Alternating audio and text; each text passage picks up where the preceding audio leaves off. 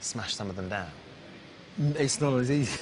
It's not as easy as that? Well, but because these walls are not solid walls, they're just skins. They're thin plaster skins. I mean, they're that thick.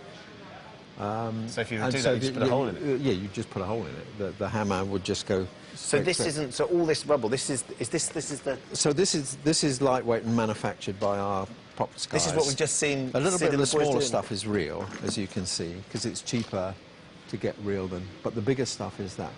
The Slytherin sculpture, as you can see, is in there. And but this stuff, then, is all designed on the drawing board. These profiles, these broken profiles, are designed on the drawing board. And then the carpenters come in and cut them into those very precise shapes according to the drawing. So it's not just some old hammer and some... So have I just picked up something that needs to go back exactly where Yes, please. Yes, the position is marked, yeah, yeah. The Great Hall was destroyed and rebuilt 3 times during filming. I'll never forget my first memory of being here, really, was walking through that Great Hall with everyone else before seeing the sorting hat, and it's very bizarre. So now, still, when you see windows smashed and things like that, you think, God, who's ruining our castle, sort of thing. Yeah, they have. They've wrecked the Great Hall. This set's been here for nearly 10 years. It's something quite satisfying. Does that sound really bad? Obviously, a destroyed Great Hall was stood in. I know. How are you feeling about it? I'm a little bit emotional. Emma said it was a little bit satisfying, to be honest. Really? I think, yeah. All the hours you've spent in here over the years. I know. It's not the most popular set, I have to say. Why not? Well, whenever we film in here, it's so hot. Really? And it's always really long scenes, and it's usually filled with food that's been there for, like, a week. You can't eat. Yeah, exactly, yeah. And so I can understand that a little bit, but, yeah, no, it's quite sad seeing it all smashed up, because we've kind of grown up here, so... It's odd. I mean, we just sort of went on going, who's done this then? Who's been this careless? But, yeah, no, it's bizarre seeing it like that, but equally I wasn't that sad because about 2 weeks later it was redone. Ah, you see, the magic of film. It's fine, really. You get over it quite quickly. At times, there were hundreds of actors battling amongst this wreckage, but filming magical combat is not like your typical war film. It's not like a sword and sandals where they're fighting a clash of metal on metal or plastic on plastic or wood on wood. It's when you're fighting with wands, actually, it's more like orchestrating a ballet. That's all the big sort of battle effects are put on afterwards. John Richardson, our visual effects supervisor, happily blew all kinds of things apart and set fire to them and had a great time. But the actual the what would be gunshots or sword fights or arrows hitting, whatever they are, of course, are magical spells that are added afterwards. Behind every magical spell, there's a wand, and you'd be right in thinking there's a few of those kicking about on set. We literally made thousands of wands. I mean, obviously on Deathly Hallows, there's big battle sequences. Sure. So there's hundreds of people running around with wands, so we've had to produce, you know, well over 2,000 wands just for the generic running around. 2,000? Yes, yeah, and then, but also over the period of the 10 years, we've probably produced over 130 character wands, and then probably that multiplies because we produce at least 6 of each. Once we produce a wand for a character, we have to produce at least 6. And if you take, like Daniel's wand, the Harry's wands, we've probably produced over 70, 80 of those at least, because he wears them out. They get worn. He wears them out? He's worn his wand out? He fiddles with them all the time, and the paint wears off, and so the numbers just get bigger and bigger and bigger all the time. Of course, one of the things that's going to be important in this battle is your wand. And speaking to Pierre, who devises, creates, and makes all these extraordinary props, he was telling me, a little secret, you have gone through, worn out, Daniel Radcliffe, 80 wands over the last 10 years. Yes. What on earth have you been doing? 80? 80. 80.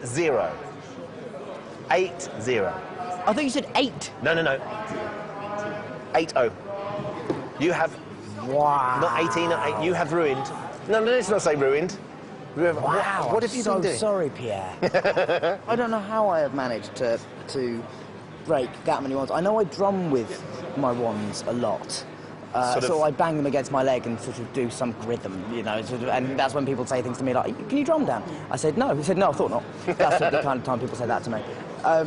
But yeah, so I really don't know. I just feel very bad. You've not been sneaking them off set somehow? I really haven't been. I'm not the person selling them on eBay, I promise. But with all those wands in circulation, it must be pretty hard to keep tabs on them if there are any light-fingered wizards out there. when there's so many people in a scene and everyone has wands, or like the whole scene now that we're doing today, all the crowd, they're all holding wands, and there's people like outside like literally checking them in and out when they've come off set. It's like they're all numbered and everyone has their wand. It's like a wand check, isn't it? It's crazy. I know. They watch you like hawks, then you're not allowed to take anything away. As I drove in today, I did see the sign saying we are doing random searches of cars. Yeah. I thought that's because they're coming to an end. Yeah. No, totally. I mean, I'm serious. And you know, Dan, he's Harry Potter, and they won't let him take anything. I've just noticed, well, there's no glass in your glasses. Yeah. Do feel free to have a poke. Okay, right, yeah.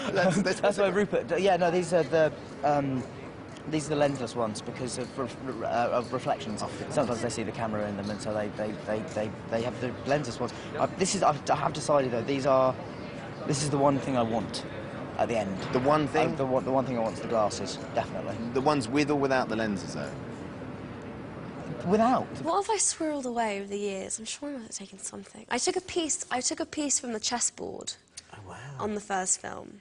I mean, obviously not a huge one, like a tiny little... You were riding those pieces. No, like a cracked little piece. Oh, God, do I still have it? What if I threw it away? So will they be finding their way home to the Radcliffe by household? Any means necessary, yes, Magic. they will. It may be that... what was that thing I heard someone say once? It's easier to ask for forgiveness than permission, so I might just steal them. After the break, we hear what happens when Ron and Hermione finally get together. I mean, the first take, just kind of leaning in and then his face is getting closer and closer. And Emma shows off her battle scars.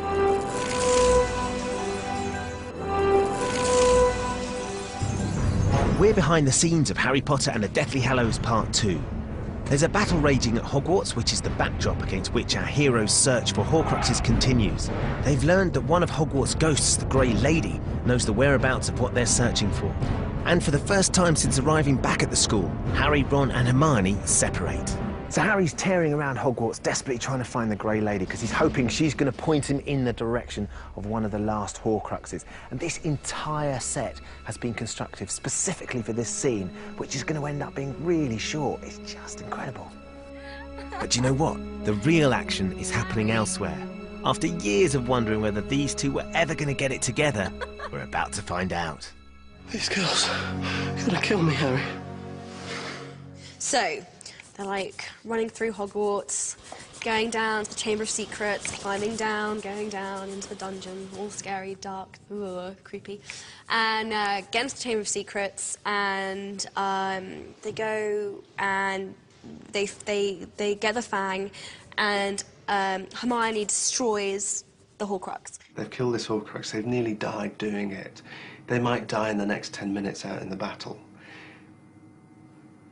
They've just got to snog. Yeah. Oh, no, it's not just a snog.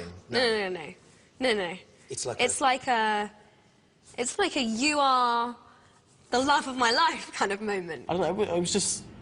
I don't want to say we were dreading it, but it wasn't something I was really kind of looking for. We knew it was going to be a kind of awkward moment. Well, I don't know who kisses who. It just happens. It just happens? It just happens in this, yeah, magical way. I mean, the first take, just kind of leaning in and then his face is getting closer and closer. It was quite weird. It didn't really feel right, but it was just because I've known him for so long, really. When we went for the first take, she just made up her mind that, right, let's just do this properly. And so she just grabbed Rupert and went for it. We both went in, tried to go in really quickly and get it done really quickly. We both actually kind of bashed faces a bit too much. But I think that's the one he actually is going to use in the end. So it was fine. It wasn't actually as bad as I kind of built it up in my head. So yeah. Is she a good kisser? The nation needs to know. The world needs to know. I actually have no memory.